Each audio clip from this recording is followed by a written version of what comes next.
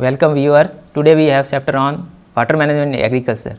So, importance of water is well known to everyone, and as far as agriculture is concerned, it is the key input for the sustainable agriculture. If we are able to manage the water properly, we can see the future of agriculture and we can sustain our agriculture production.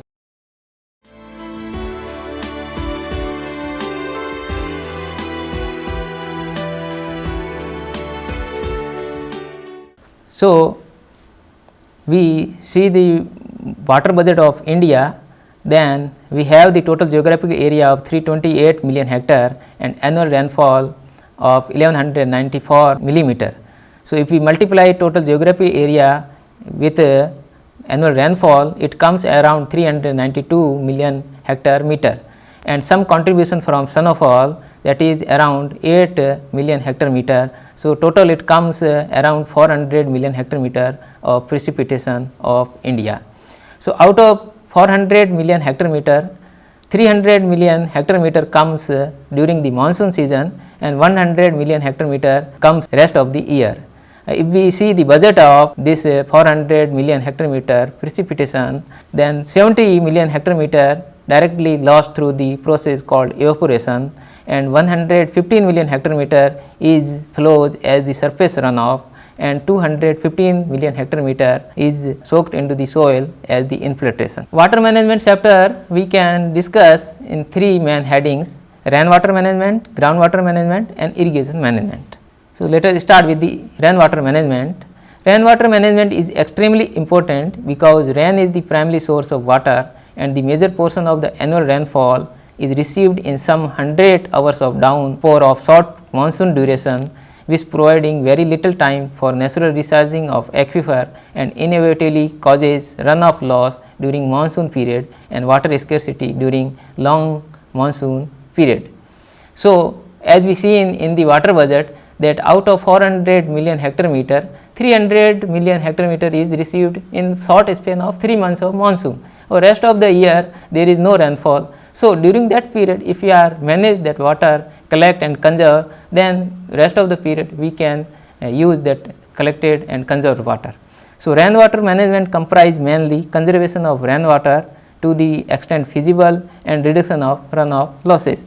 So, there are many practices to conserve and collect the rainwater, and in the field we can directly conserve the water, that is called the in situ water conservation. So, there are many practices. Some popular practices are like summer tillage. If we plow the field during summer before the monsoon, the soil is loosened and whole amount of water is absorbed by the soil.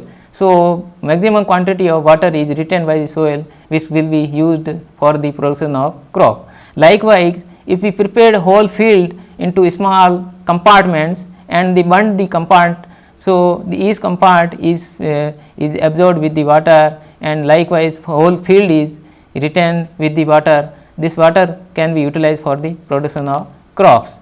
Likewise, if for horticulture crop around the trees we make small casemates, this small basin, that is for maximum store of water in the root zone area. Water can store maximum here root zone area and it is not going out. So, moisture conservation in root zone is maintained.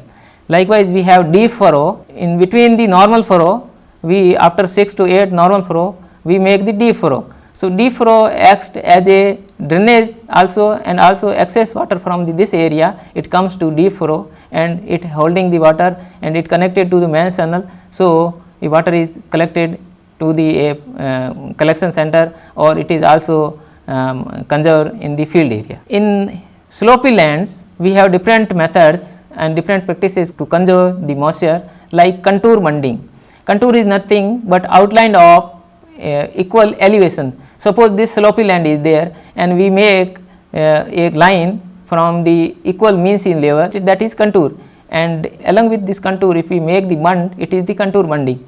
So, making the contour bunding, the flow of water is reduced, it is mainly conserved in the field area. So, this practice is in slopy area is helping to conserve the water in situ.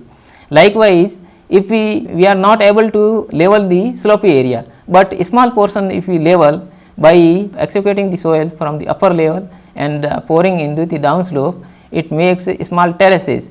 So, it terraces along the contour makes the flow of water slow and the whole water speed is reduced and runoff reduced and water is conserved in the field area. If bunds are along a contour, the bund is contour bund and the terrace is contour terrace, whereas cultivation is practice. This is the terrace area, this is the contour bund area, and if bund is constructed between the two contours, suppose two contours are there and in between bunds are created, it is called the graded bund. So, graded bund is mainly practices where rainfall amount is more and that soil is type that percolation is very slow. So, for stagnation of water more bunds are given, so that water can percolate into the soil. So, if bunds is constructed between the two contours, it is the graded bund and the terrace is the graded terrace. Likewise, if we across the slope we make the trenches which can hold the water flowing from the upper slope to down slope and it can flow to a main channel and can collect to a place, it is the called the contour trenching. So, these are the practices followed mainly in the slopey area. Semicircular bunds around the tree can hold the water in the root zone and conserve in the root zone area. Likewise, we can make the ridge and furrow. This is the ridge and this furrow. If we tied this ridge, two ridges, if we tied, it make small trenches and water is conserved in between the trenches. So, it is called the tied ridging. It is practiced mainly in dry land area where moisture is shortage. Khadin is another practice and mainly it is popular in western Rajasthan where long bund is made in the area of slopey and the water is collected here. This water is used for the farmland and one small dug well is also prepared. So, it is also reserved and after the soil saturated soil after the water is finished and soil is saturated, that is used for the growing the next season crop. Likewise, we have ponds for storing water from the adjoining natural catchment during the rainy season. We have dam for the collection of water. Zoad is another structure that is made earthen check dam that capture and conserve rainwater, improving the percolation and groundwater reserves. Tanka or water tank, mainly it is famous in western Rajasthan and used in storing the water, rainwater and used mainly for the drinking, also some vegetable cultivation. We can also check the evaporation by the practice called mulching. Mulching is nothing but the covering the soil either by straw or by the polythene. So, moisture in the form of vapor is checked and it more moisture is conserved in the soil. So, mulching can also help the conserve the water. Likewise, if we cover the soil by growing the cover crop like legumes, cowpea and green gram, that is due to more biomass, maximum cover is there. So, raindrop directly does not hit the soil and erosion is reduced and runoff is reduced. And if we grow the vegetation on the bunds, it will check the flow of water and also conserve the moisture in the field itself. So, these are the practices to conserve the water in situ.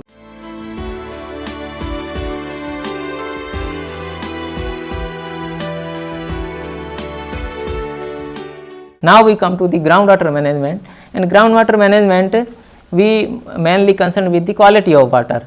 So, let us see how quality is assessed and how it is managed. So, for recharging the groundwater, earlier we discussed many practices for the conservation of water in situ, that also adds to the recharge of groundwater, and in addition to that practices we have the percolation tanks. So, percolation tanks from bottom it is not cemented, so water is more percolated inside the soil, and likewise unused wells, if we direct the water to move into this unused well, it also adds to the recharging of the groundwater. Likewise, we make the subsurface dams. These are built underground and that intercept surface flow in the river beds. They serve both to recharge and increase the water table in the area. Groundwater quality is mainly judged with the total salt concentration, that is electricity conductivity and sodium absorption ratio, residual sodium carbonate, boron content and chloride content. These are the parameters with which water quality is judged. SAR is calculated by sodium ion divided by under root of calcium plus magnesium divided by 2. This is a formula used for the calculation of SAR, and residual sodium carbonate is nothing but the sum of bicarbonate plus carbonate minus sum of calcium plus magnesium. So, it is calculated. Now, we see the different categories of salt concentration. So, EC less than 1.5 is normal water and suitable for all soils, but more than 10 it is highly saline and not suitable for the cultivation. Likewise, boron content less than 3 is normal for all soils and more than 10 ppm it is high and not suitable for the cultivation. Chloride concentration up to 2 ppm is safe and we can use, but more than 8 ppm it is not suitable and more hazards is there. Sodium absorption ratio less than 10 is low and it can be safely used for the cultivation of crops. RSC value less than 1.25 is suitable for irrigation and more than 2.5 is not suitable. Now, how we can manage the poor quality water? There are many practices. Some important are like we can improve the adding amendments such as sulfuric acid, gypsum or pyrites, which can be mixed with water or can be applied to soil where poor quality water containing high concentration of sodium salt is used. Mainly the sodium is dangerous and harmful than the other salts. So, we have to replace the sodium by other salt like calcium or magnesium. So, about 4.1 ton of gypsum per hectare for 30 centimeter depth soil is required for each milliequivalent of sodium to be replaced by calcium. Application of FIM, farm yard manure and green manure helps in reducing adverse effect of poor quality water by improving permeability of soils.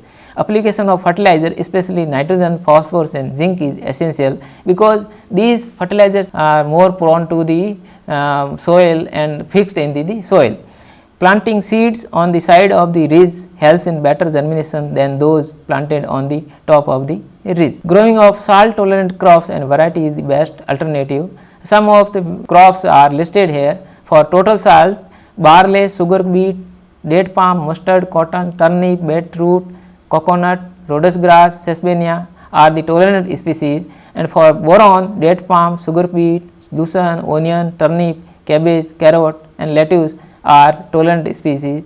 So, we should prefer these species for the growing in these area. Now, we come to the irrigation management. So, irrigation is artificial application of water to the land in accordance with crop water requirement during the life cycle of the crop. Irrigation management is the integrated process of intake, conveyance, regulation, measurement, distribution and application of water for crop production. The judicious and scientific management of irrigation water involves understanding the whole process of soil water plant continuum system before executing management of irrigation. This means before managing irrigation we have to understand how water enters into the soil and how it is moved in the soil and how it is lost in the soil, and then how plant uptake and then ultimately it is lost through the plant system. So, understanding this whole soil water plant continuum system, it can add to better management of water. So, the amount of water to be applied, when and how best to apply without any adverse effect on the environment requires knowledge of soil water plant relationship. Therefore, these relationships have been explained briefly before the management part.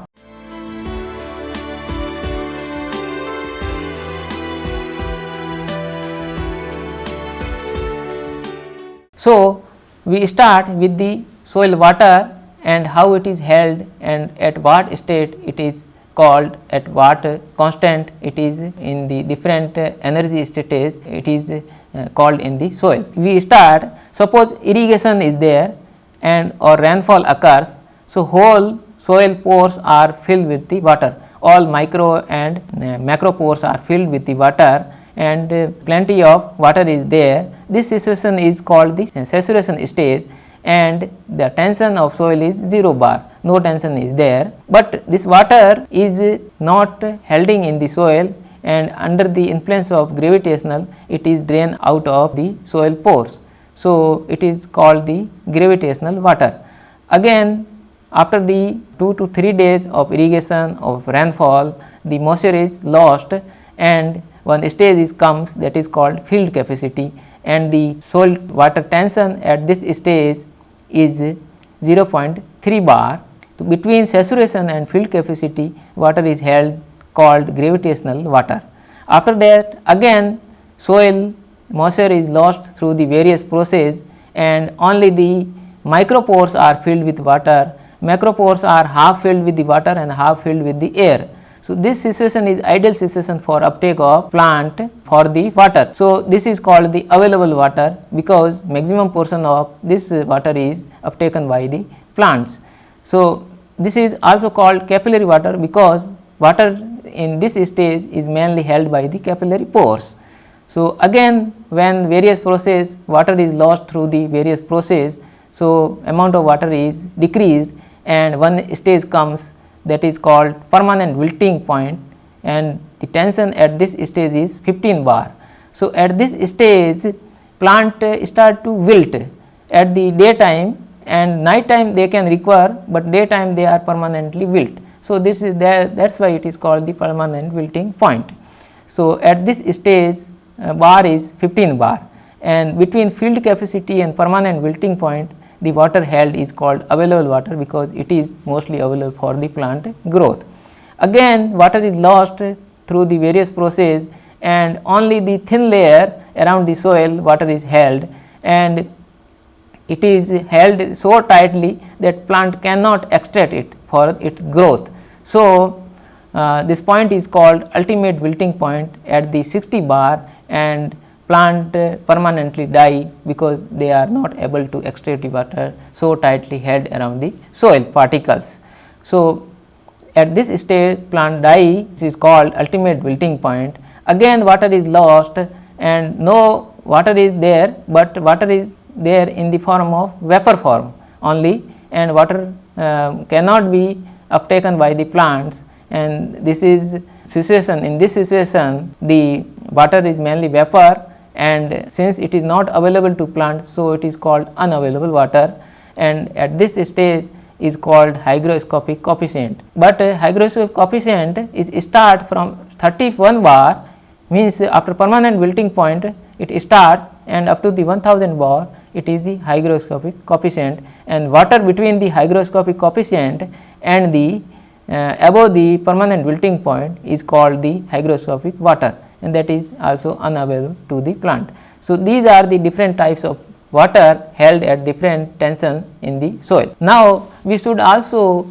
know the how water is measured, because only after measuring the water and available water we can know how much water we have to give through the irrigation. So, there are various process, mainly two methods are there, quantitative and qualitative. So, through quantitative method we come to know the exact amount of water in the soil, but through the qualitative method we only come to know the tension at which the water is held. So, gravimetric method through which we come to know the quantity of water, and it can be calculated through this formula, weight of wet soil minus weight of dry soil upon weight of dry soil multiplied by 100. And if we multiply the bulk density by this formula, it comes the percent on volume basis water in the soil, and if this formula is multiplied with again depth of soil, it gives the water content on the depth basis.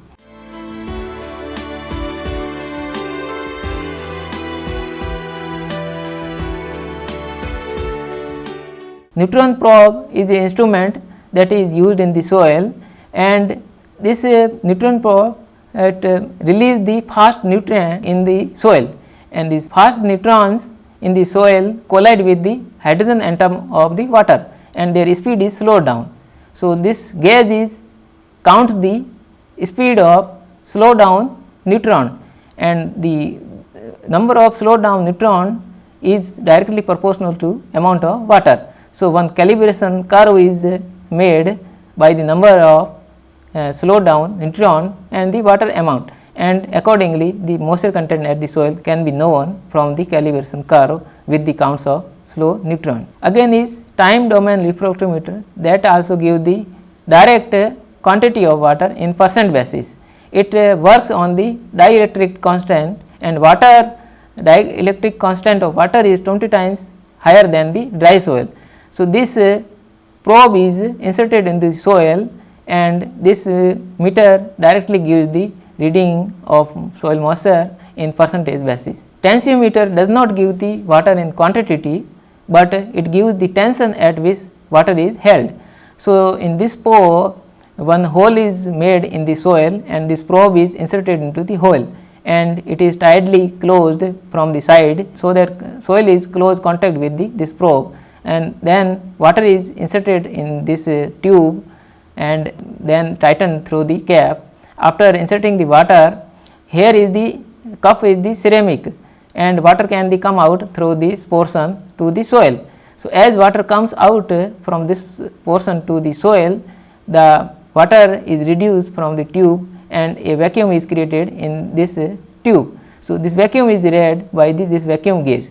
So, this vacuum gauge gives the tension at which the water is held, but limitation of tensiometer is that it works up to only 0.9 bar of soil moisture, but we know that available water is between 0.3 bar to 15 bar, and tensiometer gives only 0.9 bar of soil moisture.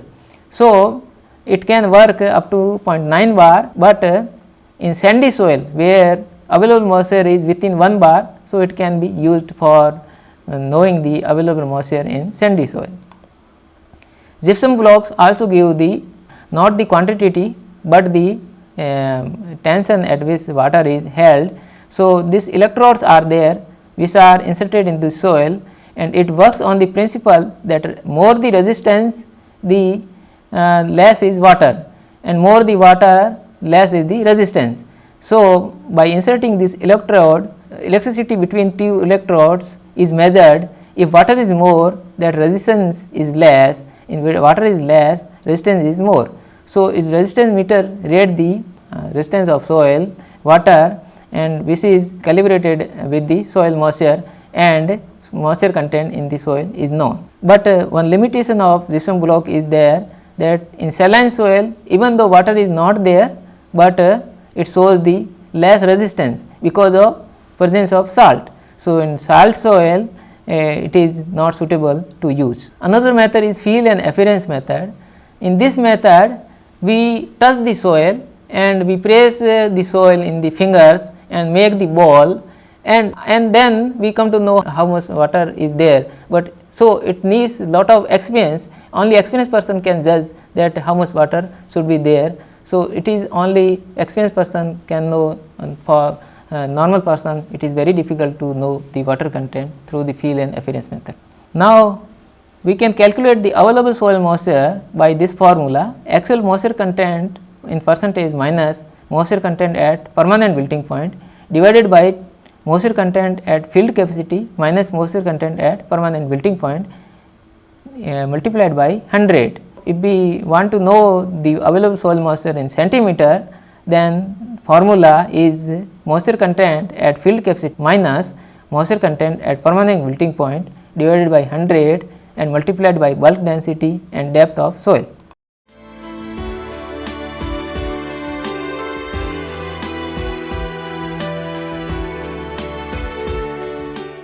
Now, we should also know the how water is lost in the soil. So, there are two processes. One is conveyance loss. We know that from the source of water, the whole quantity of water is not reached to the field. So, during transportation, maximum quantity as much as 50% of water release is lost during the transportation through the main channel, then field channel, and then the to the field. So, this conveyance loss also is there, and another loss is evapotranspiration, loss of water in vapor form from the soil as well as from the plant body. So, water is uptaken by the plants and through the whole system, ultimately it is lost to the atmosphere. So, this loss is called evapotranspiration loss. So, mainly two losses are there, conveyance loss and evapotranspiration loss. Now, after knowing these parameters, we can schedule the irrigation. So, irrigation scheduling is planned according to which irrigation water is delivered to the crop at the right time, in the right amount, with right method. Irrigation schedule tells when to irrigate and how much to irrigate to keep the water in available limit. So, when to irrigate, we know the water is available between field capacity and wilting point. So, we have to start the water when soil moisture depletes up to the 25 to 50% in the range. Another method is IBW CP approach. In this method, we give the irrigation at predetermined level of CP value and accordingly we give the water. Another is critical stage, in which we know that where plant is critical for the water, and these stages are mainly flowering to pod formation. Now, how much water we have to irrigate, it is according to crop water requirement.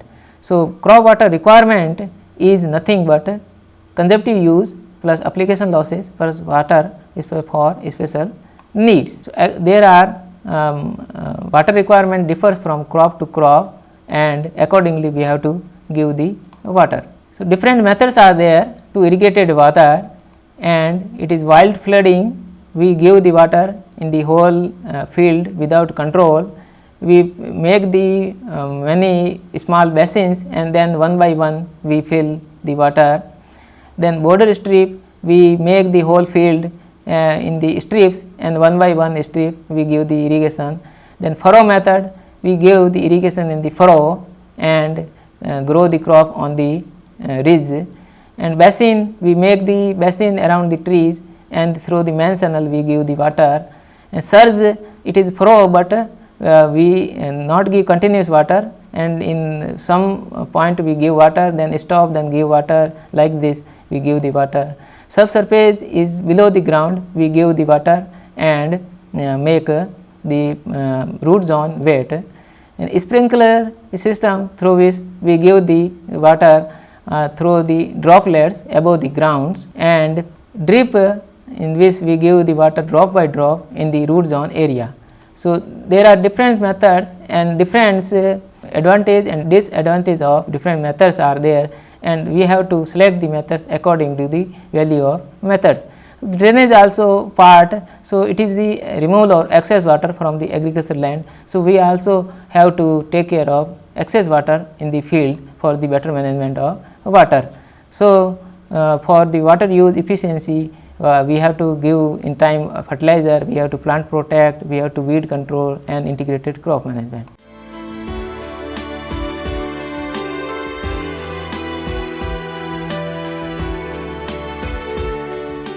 So, in this program we have discussed water management in three headings: rainwater management, groundwater management and irrigation management. In rainwater management, we have mainly focused on the conservation of rainwater. In groundwater management, we have focused on the quality of groundwater and how to improve the poor quality of water. And in irrigation management, we have discussed right time of irrigation, right method of irrigation and right quantity of irrigation water.